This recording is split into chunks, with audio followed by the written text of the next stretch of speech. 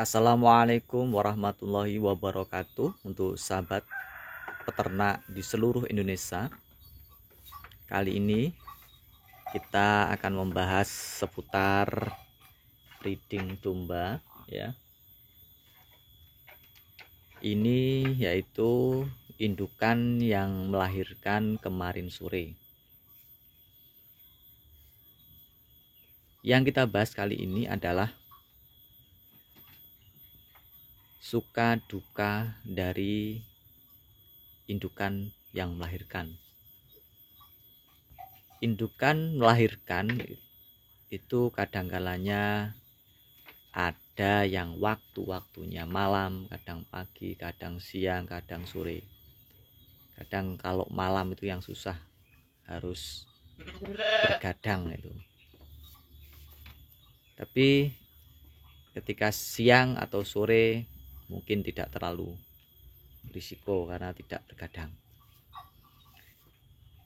Domba yang bisa dikatakan lahir normal dan sehat itu memiliki beberapa ciri, sahabat semua. Yang pertama, ketika lahir tidak nungsang ya, tidak sampai dudut ya. Tuh, ketika sudah anaknya di luar, yaitu hidung tidak sampai kena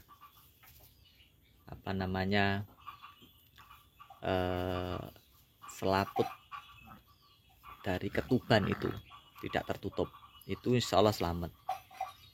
Maka ketika melahirkan Anda harus sering-sering melihat. Dikhawatirkan ketika lahir anaknya kena selaput tuban.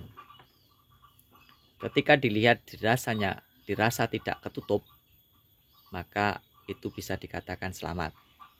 Tapi dilihat lagi masih ada setengah jam atau 30 menit sampai 1 jam. Kalau anak itu mau berdiri dan mencari puting dari susu indukannya, berarti ada tanda-tanda cempe tadi itu sehat. Tapi kok sampai 1 jam, 2 jam, 3 jam susah berdiri, itu bisa dikatakan kurang sehat.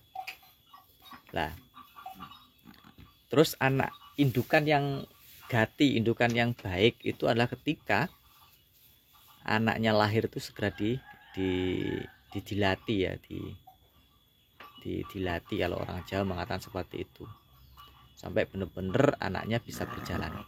Dan ketika menyusui induknya tenang, tidak nyelentak lah wong Jawa sikile ya, kakinya nggak sampai di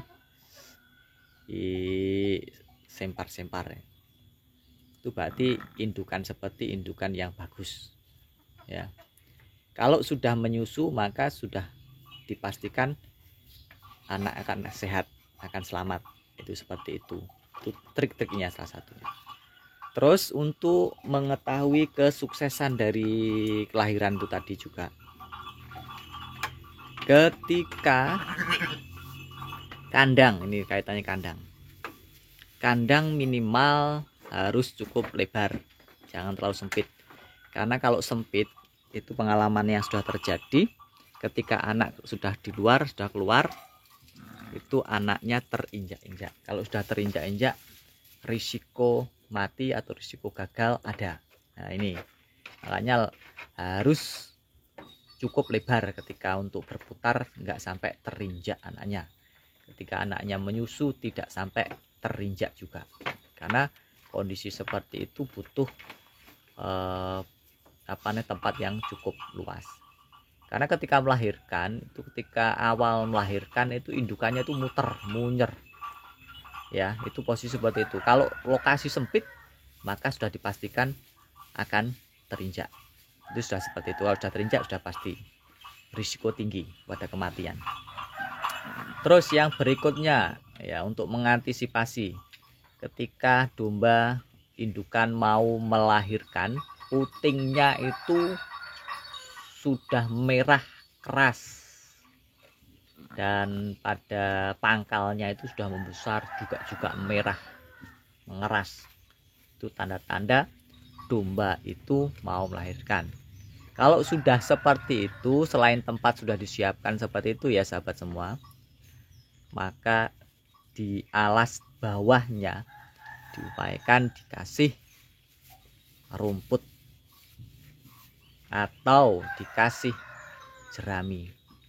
Tujuannya apa? Ketika anak sudah di luar, kemungkinan untuk terjepit kakinya anak pada alas itu kecil, jadi tidak sampai terjepit, insya Allah selamat. Nah, itu alas itu dibersihkan sampai kapan?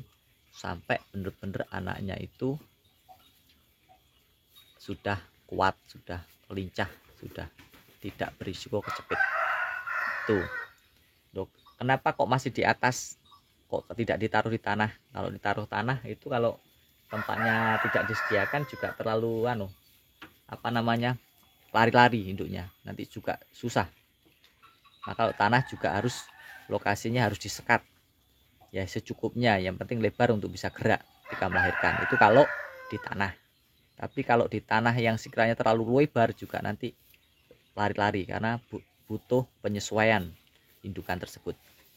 Itulah, alhamdulillah ini sehat, anaknya perempuan ya.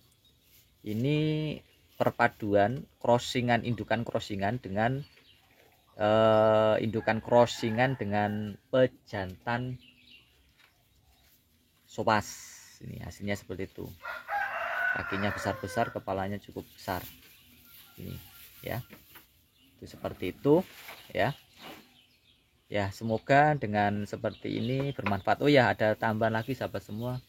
Ketika baru melahirkan, upayakan dicombor dengan katul atau dengan konsentrat, atau kalau memang ada ampas dengan ampas. Karena apa? Biar tenaganya pulih, tenaganya ada. Terus bisa juga ditambah ya, kasih air minum yang di situ ada gula ya, air dan gula merah diminumkan, itu akan menambah tenaga, dan makannya juga disediakan seperti itu, jadi biar pulih kembali. Terus kalau sudah seperti ini, maka 1 bulan itu 30 hari indukan itu bisa dicampur dengan pejantan, sudah bisa dikawinkan biar perputaran cepat ya, itu biar breeding cepat, nggak terlalu lama. Jadi menyusui sambil bunting, jadi seperti itu. Itu sahabat semua, kendala-kendala dalam breeding yang memang sudah ada solusi dan berdasarkan pengalaman dari tahun ke tahun. Semoga pengalaman ini bisa menginspirasi sebagai pembelajaran Anda semua, yang baik pemula maupun yang sudah lama, yang butuh sharing pengetahuan dan pengalaman. Kurang lebihnya mohon maaf. Saya kira wassalamualaikum warahmatullahi wabarakatuh. Salam sukses.